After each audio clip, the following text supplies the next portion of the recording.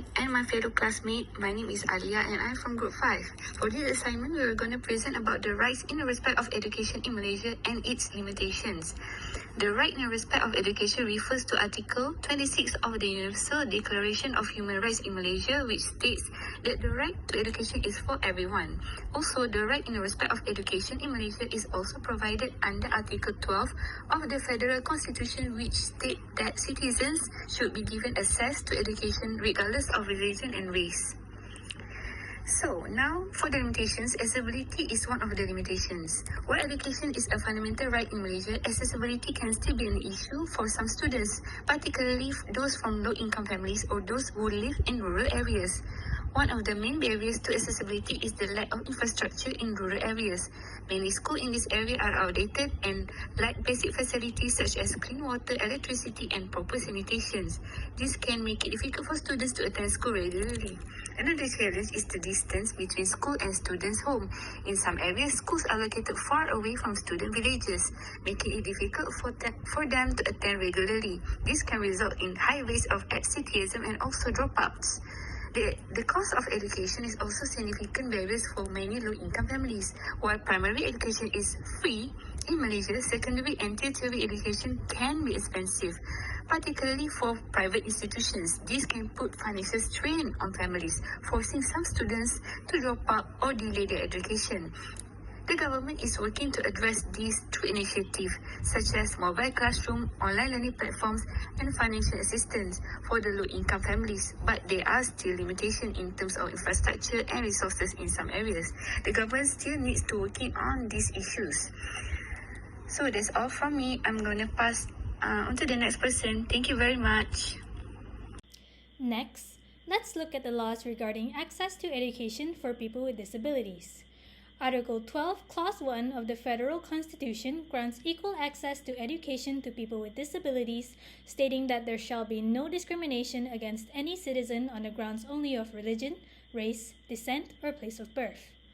Besides that, Section 28 of the Persons with Disabilities Act 2008 states that persons with disabilities shall not be excluded from the general education system on the basis of disabilities, and children with disabilities shall not be excluded from preschool, primary, secondary, and higher education on an equal basis with persons or children without disabilities, including vocational training and lifelong learning, further upholding Article 12 in ensuring that people with disabilities can also enjoy equal educational rights as their able-bodied counterparts. However, despite the numerous steps taken in order to ensure equal opportunities to education for all, the results of these efforts are lackluster at best.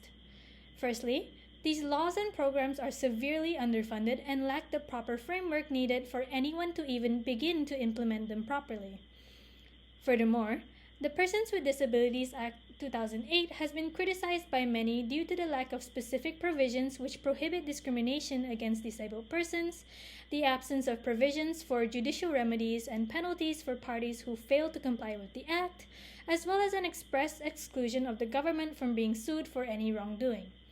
Moreover, disabled children must first be deemed educable in order to enroll in special education programs, thus further rendering them entirely ineffective. Therefore, the government must formulate a comprehensive legal framework of special education in order to better protect citizens with disabilities and their rights to education, lest they go against the Constitution itself. Other than what was previously stated of Article 12, Article 12, Clause 1 of the Federal Constitution ensures the right to education. However, the wording of said article, when taken at face value, makes it clear that such right is limited to the citizens of the country only, whereas non-citizens residing in the country would not be able to benefit from the article just as the citizens could. An example: any child of a foreigner who resides in Malaysia but is not a citizen themselves and does not meet the requirements of being a citizen, such as absence of a Malaysian parent, resides in Malaysia for less than 10 years, and is under the age of 21, will not be able to benefit from the article and will possibly be subjected to discrimination.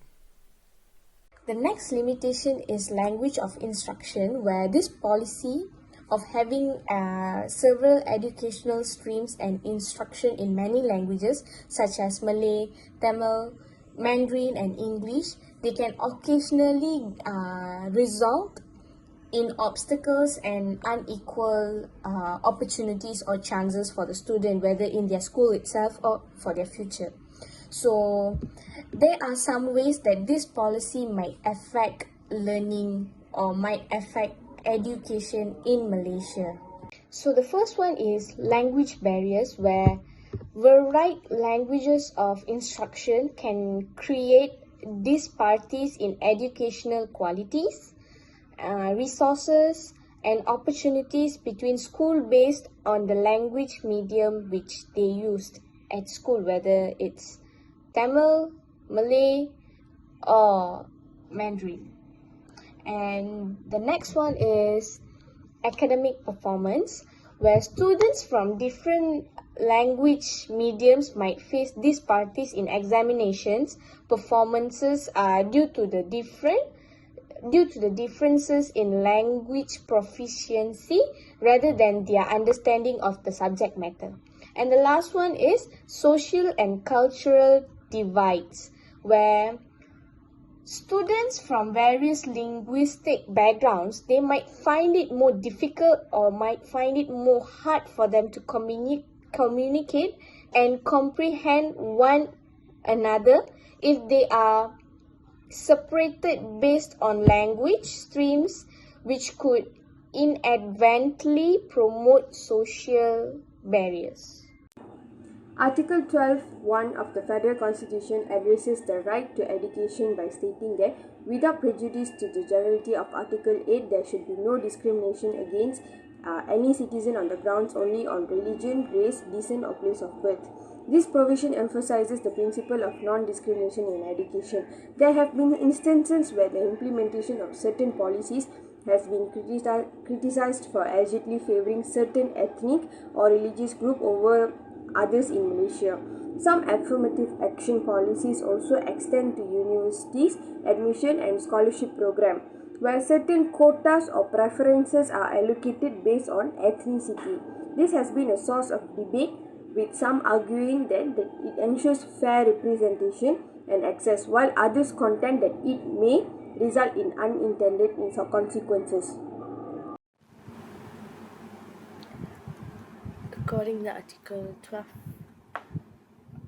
in Malaysia, Article 12 of the Federal Constitution grants citizens the right to education. However, this right faces limitations, notably due to Article 153. This article allows restriction to protect the special positions of Malays and natives of Sabah and Sarawak. For instance, institutions like University Technology Mara have admission restriction favoring Bumiputra individuals. This means that non-Bumiputra Malaysians may face challenges accessing certain educational opportunities.